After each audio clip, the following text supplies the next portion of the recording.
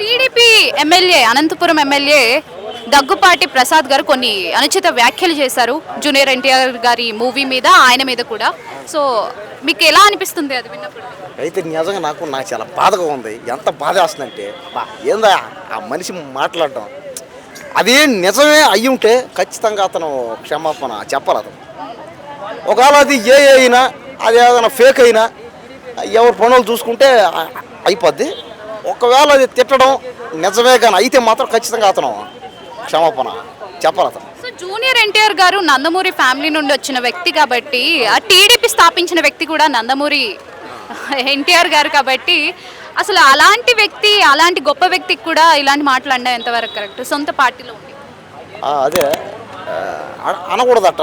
ఎందుకంటే ఆయన ఒక యాక్టర్, అతను ఒక హీరో కాబట్టి ఏంటంటే ఇండియన్ యాక్టర్. అతను మొన్నే ఒక సినిమా వారి సినిమా చూసి ఆ సినిమా కూడా హిట్ అయింది. ఆ సినిమా ఏముందో ఆ సినిమాలో అతను చెప్పే డైలాగులు కానీ, ఆ యాక్టింగ్ కానీ, ఆ డ్యాన్సులు కానీ, ఆ ఫైట్లు కానీ బాబా అదిరిపోయినాయి అంతే. కాబట్టి ఖచ్చితంగా అనుంటే మాత్రం అతను క్షమాపణ చెప్పాలి. అతను ఎవరు అన్నట్టు కాళ్ళ మీద పడాలి, క్షమాపణ చెప్పాలన్నాడు. ఖచ్చితంగా అవునవును. ఎందుకంటే అనుంటే అంత, ఎందుకంటే బూతులు దారుణంగా ఉండే. ఇంటేనే ఎంత బాధ వేసిందంటే నాకైతే నా గుండె అసలు ఎదుగులే నాకు. ఇప్పటి వరకు ఆయన మీద యాక్షన్ కూడా తీసుకోలేదు. అదే వేరే పార్టీ వాళ్ళు చేస్తుంటే ఇప్పటి వరకు ఎలా ఉండేది అంటారు పరిస్థితి? అదే నాకు అంత తెలివి లేదు.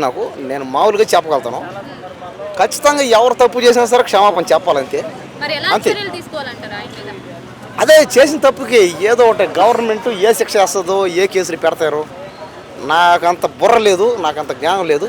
అది జరిగిన తర్వాత వచ్చి మళ్ళీ మాట్లాడతాం. ఇది